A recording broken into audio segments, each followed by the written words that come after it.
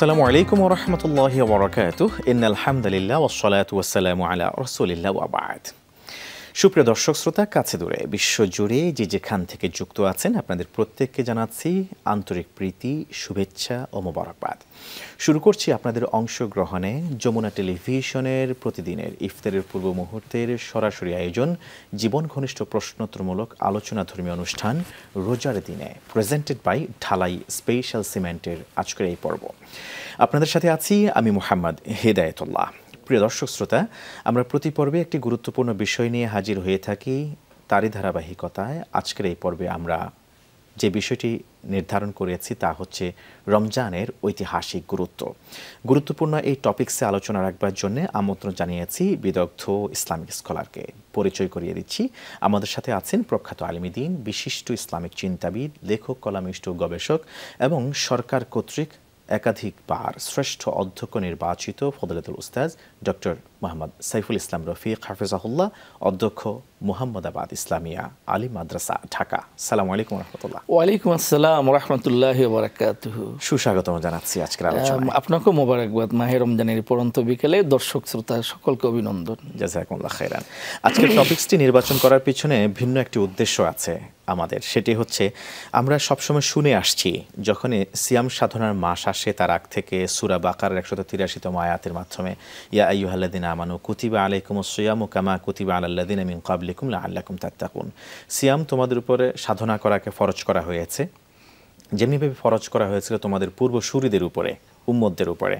এবং সেই ইতিহাস আমাদের অনেকেরই অজানা আছে। কিভাবে এই সিয়াম সাধনা একেবারে শুরু থেকে আমাদের পর্যন্ত আসলো, ঐতিহাসিক প্রেক্ষাপট কী, আর ঐতিহাসিক কী বা গুরুত্ব আছে, এই তথ্য আল্লাহ তাআলা কোরআনে তুলে ধরার মাধ্যমে তিনি কি বোঝাতে চান, কি নির্দেশনা দিতে চান, এই বিষয়ে যদি আপনার কাছ থেকে জানতে চাই, কিভাবে বলবেন? আলহামদুলিল্লাহ হামদা শাকিরিন ওয়াসসালাতু ওয়াসসালামু আলা নবিয়িল আমিন ওয়া আলা আলিহি ওয়া সাহবিহি আজমাইন। আপনাকে আন্তরিকভাবে মোবারকবাদ জানাচ্ছি যে আপনি একটি নতুন এবং চমৎকার বিষয় আজকের উপস্থাপনা হিসাবে আপনি প্রেজেন্ট করেছেন, যে মাহে রমজানের ঐতিহাসিক পটভূমি বা গুরুত্ব। ঠিকই বলেছেন, সূরাতুল বাকারার 183 নম্বর আয়াত আমরা যেভাবে পড়ি, কামা কুতিবা আলাল্লাযিনা মিন ক্বাবলিকুম লাআল্লাকুম তাত্তাকুন, যেমনিভাবে ফরজ করা হয়েছে পূর্বের সকল জাতিদের উপরে। এই সিয়াম এই পালন করা এটি আজকে থেকে নয়, পৃথিবীর প্রথম থেকে, হযরত আদম আলাইহিস সালাম থেকে এর ইতিহাস শুরু হয়েছে। আমরা লক্ষ্য করছি যে কারো কাছে যদি কোনো দাবি আদায় করতে হয়, আজকের প্রেক্ষাপটেও আমরা দেখি যে অনশন ধর্মঘট, অনশনের মাধ্যমে সেই দাবিটি আদায় করার জন্য যথাযথ কর্তৃপক্ষের আমরা দৃষ্টি আকর্ষণ করি। আল্লাহ রাব্বুল আলামিনের অনেকগুলো গুণাবলী রয়েছে। আমরা জানি, কোরআনে বলেছেন সিবগাতুল্লাহ ওয়া মান আহসানু মিনাল্লাহি সিবগা, তোমরা আল্লাহর রঙে রঙিন হও। আল্লাহর অন্যতম একটি রং হচ্ছে, আল্লাহর অন্যতম একটি বৈশিষ্ট্য হচ্ছে যে আল্লাহ তো খান না, পানাহার করেন না, আল্লাহ তাআলার কাম ভাব উত্তেজনা সব কিছু থেকে মুক্ত। এই সিয়াম সাধনা ঠিক এমনি ধরনের একটি ইবাদত, যে ইবাদতটি রব্বে কারিমের গুণের সাথে সম্পৃক্ত রয়েছে, রব্বে কারিমের নিদর্শনে, মানে তার যে গুণাবলী তার সাথে সম্পৃক্ত রয়েছে। যেমন রব্বে কারিম খান না, পানাহার করেন না, রোজাদার খান না, পানাহার করেন না। রব্বে কারিম লাম ইয়ালিদ ওয়া লাম ইউলাদ, রব্বে কারিম কাউকে জন্ম দেন নেই, তিনি কারো কাছ থেকে জন্ম হন নেই। রোজাদার রোজা অবস্থা, রোজাকালীন সময় এই কাজগুলো থেকে রোজাদার বিরত থাকেন। এই সকল গুণে গুণান্বিত। এই কারণে আমরা দেখেছি পৃথিবীর অনেক ঐতিহাসিক আল্লাহ তাআলার আসমানি কিতাবগুলো এ মাহে রমাদানে আল্লাহ তাআলা অবতীর্ণ করেছেন।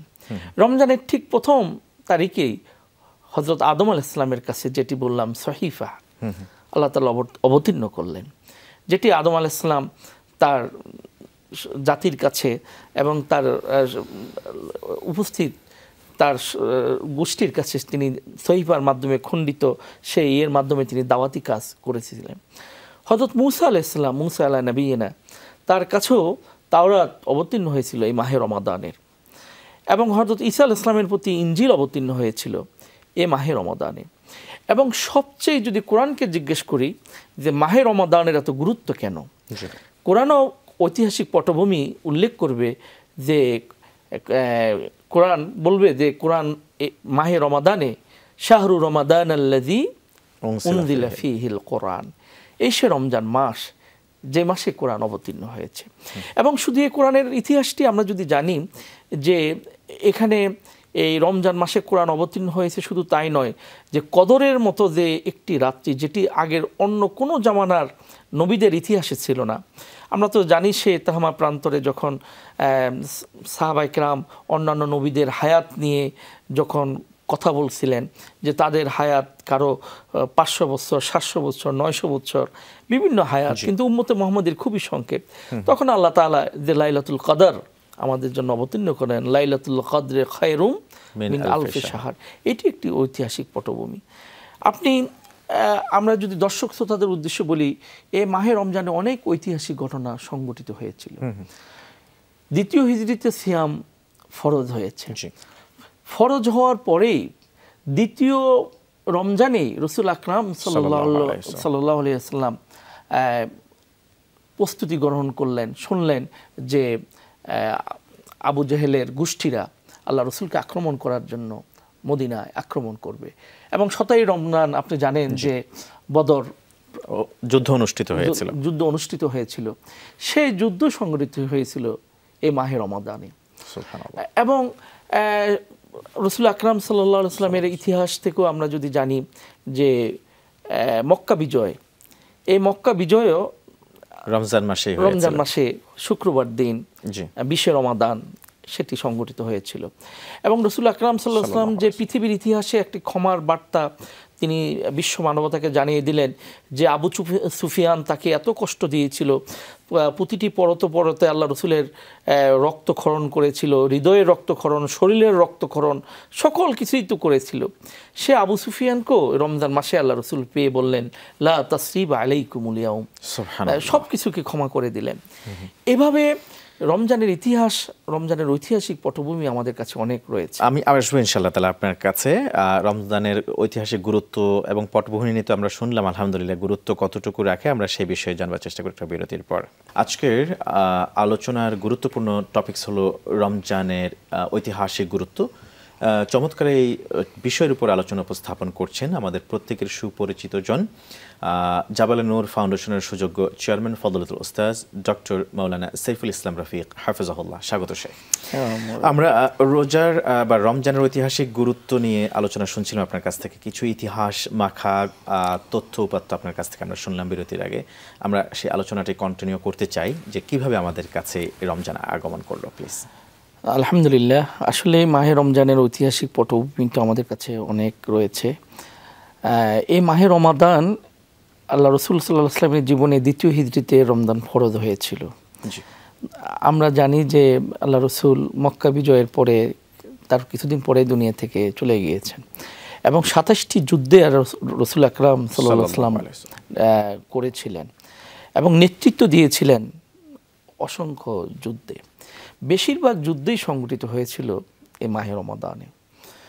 আমরা ইতিহাস খুঁজলে পাই তাবুক যুদ্ধ, যে যুদ্ধটি ছিল খুবই একটি কঠিন পরিস্থিতির মধ্যে, যখন প্রচণ্ড গরম এবং তাদের ফসল কাটার সময়, সেই মুহূর্তে রাসূল আকরাম সাল্লাল্লাহু আলাইহি ওয়াসাল্লাম এই তাবুক যুদ্ধটি সংগঠিত হয়েছিল 9ম হিজরিতে।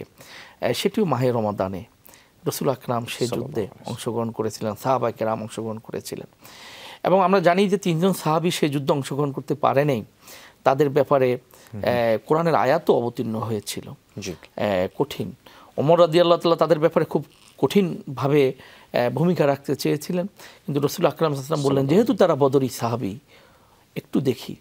আমি বোঝাতে চাচ্ছিলাম যে এত কঠিন পরিস্থিতির আজকে আমরা শুধু রোজা রাখছি বাসায় থেকে স্বাভাবিক কাজকর্ম করে, আর রাসূল আকরাম সাল্লাল্লাহু আলাইহি ওয়াসাল্লাম তার যুদ্ধ বিগ্রহের দেশ জয়, ইসলামকে প্রতিষ্ঠিত করার বিষয়গুলো বেশিরভাগই সংগঠিত হয়েছিল এই মাহে রমাদানকে কেন্দ্র করে।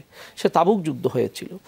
এবং আমরা জানি যে আল্লাহ রসুল সাল্লাল্লাহু আলাইহি ওয়াসাল্লাম যে তায়েফে লাত এবং উজ্জার মতো 2টি বড় মূর্তিকে অপসারণ করেছিলেন এই মাহে রমজানে।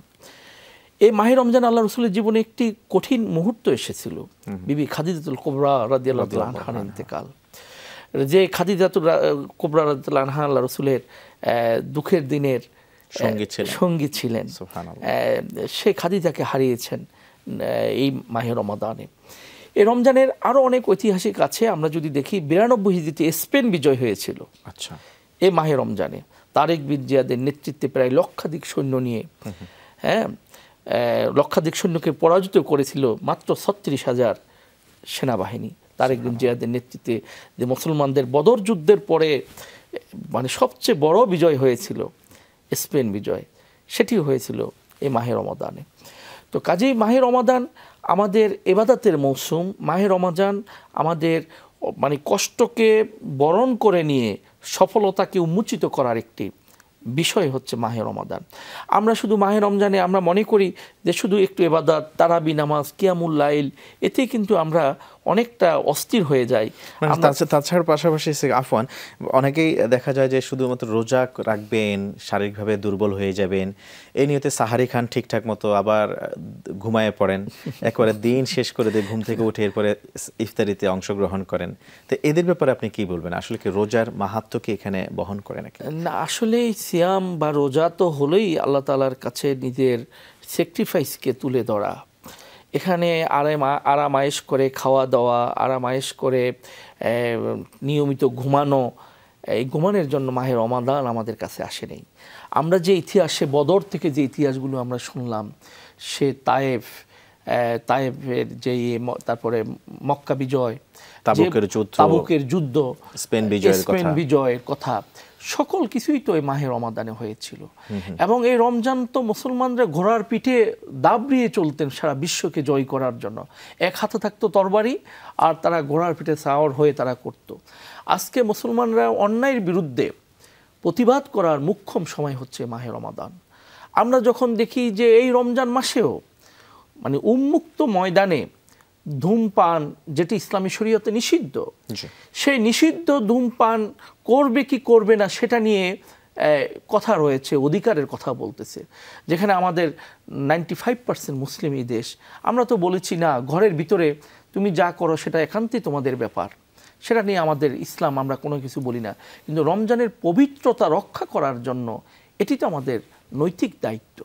আজকে আমাদের এই বিষয়গুলো রাষ্ট্রের পক্ষ থেকে ঘোষণা এসেছে, আমরা খুশি হয়েছি যে না, ওপেন এতে ধূমপান করা যাবে না। আজকে মাহে রমজানের এই পবিত্র দিনে আমাদেরকে সেই চিন্তাই করতে হবে যে রাসূল আকরাম সাল্লাল্লাহু আলাইহি ওয়াসাল্লাম দ্বিতীয় হিজরি থেকে শুরু করে মাত্র 10টি বছর সিয়াম পালন করার কারণে তার সাথে সাহাবায়ে কেরাম করেন, তারা সোনার মানুষে পরিণত হয়ে গেলেন। যারা এক গোত্রের লোক অন্য গোত্রে উঠে পানি খেয়েছিল কেন, সেটা নিয়ে ঝগড়া 40 বছর পর্যন্ত সে ঝগড়া দীর্ঘায়িত হয়েছিল। আর সেই মানুষগুলো পানি না খেয়ে অপর ভাইকে পানি খাওয়াতে গিয়ে শাহাদাত বরণ করলেন কেন? এই মাহে রমাদান, এই সিয়াম, এই কোরআনের সোহবতে আসার কারণে। আজকে যদি আমরা সে সিয়ামকে সেভাবে ধারণ করি, এটা আরাম আয়েশের জন্য আসে নাই। এই সিয়াম এসেছে আমার ত্যাগের বিনিময়ে আল্লাহর সন্তুষ্টি অর্জন করার জন্য। আমি নিজে খাবো, আমি নিজে অনেক আইটেমের ইফতারি আমার সামনে, কিন্তু আমার পাশেই বুখা নাংরা মানুষ, তারা কি দিয়ে ইফতার করছে। অথচ রব্বে কারিম আমাদেরকে তো হুঁশিয়ার করে দিলেন, অফি আমওয়ালিহিম হাক্কুন লিসাইলি ওয়াল মাহরুম, তোমার সম্পত্তির মধ্যে তো গরিবের অধিকার রয়েছে। অতএব আমি পেট ভুরি করে খাচ্ছি, আমি সার্বিক সব কিছু খাচ্ছি, কিন্তু আমার আত্মীয় স্বজন, আমার প্রতিবেশী, আমার সাথে সম্পৃক্ত অংশীজন যারা আছে, তারা কি দিয়ে ইফতার করছে, সেদিকেও আমাদেরকে লক্ষ্য রাখা উচিত। এবং ত্যাগের একটি উজ্জ্বল দৃষ্টান্ত এই মাহে রমাদানে আমাদেরকে স্থাপন করার একটি নমুনা নবী মুহাম্মদ রাসূল সাল্লাল্লাহু আলাইহি ওয়াসাল্লাম তার জীবনে দেখিয়ে গিয়েছে। মাশাআল্লাহ, আপনি চমৎকার করে ঐতিহাসিক প্রেক্ষাপট তুলে ধরলেন। এবং আসলেই আমাদের এই সমাজে যে অন্যায় অপরাধকে ইদানিংকালে অপরাধ বলাটা, কাউকে নসিহা করাটা, এটা কেন যেন একটা অপরাধে পরিণত হয়েছে মানুষের কাছে। মানে আমাদেরকে বলা হয়েছে কুনতুম খায়রা উম্মাহ উখরিজাত লিন-নাস তা'মুরুনা বিল মা'রুফি ওয়া তানহাউনা আনিল মুনকার, তোমরা শ্রেষ্ঠ জাতি, তোমাদেরকে মানব কল্যাণের সাধনের জন্য বের করা হয়েছে, নির্বাচিত করা হয়েছে, তোমরা সৎ কাজের আদেশ করবে, অসৎ কাজে নিষেধ করবে। এখন যদি মুসলিম অধ্যুষিত এই দেশেও কেউ যদি ভালো কাজের কথা বলতে যান, মন্দ কাজে বাধা দিতে যান, কিংবা নসিহা দেন, পরামর্শ করেন, সেটাকেও আবার সমাজে বা মিডিয়াতে বড় করে তুলে ধরে এটা অন্যায় করেছে, অপরাধ করেছে, তার স্বাধীনতায় হস্তক্ষেপ করেছে।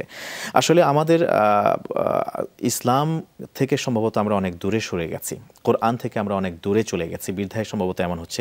আপনি যদি এক কথায় বলতেন আমাদের মুসলিম উম্মার জন্যে ভালোকে ভালো জানা, মন্দকে মন্দ জানা, মন্দ হিসেবে জ্ঞান করা, এটা কতটুকু আসলে জরুরি? আপনার কথার কারণে আমার বার্ট্রান্ড রাসেলের একটি মন্তব্য মনে পড়ে গেল, Islam is the best religion of the world. Islam এই পৃথিবীর শ্রেষ্ঠ ধর্ম, there are no doubt in it, but the Muslims are worst nation. মুসলমানরা নিকৃষ্ট জাতি, তারা তাদের ধর্ম থেকে অনেক দূরে, অনেক দূরে। আল্লাহ তাআলা আমাদেরকে হেফাজত করুন, আমাদেরকে আবার ফিরে আসার তৌফিক দান করুন। জাযাকুমুল্লাহ খাইরান। প্রিয় দর্শক শ্রোতা, আপনারা দেখছেন রোজার দিনে প্রেজেন্টেড বাই ঢালাই স্পেশাল সিমেন্ট।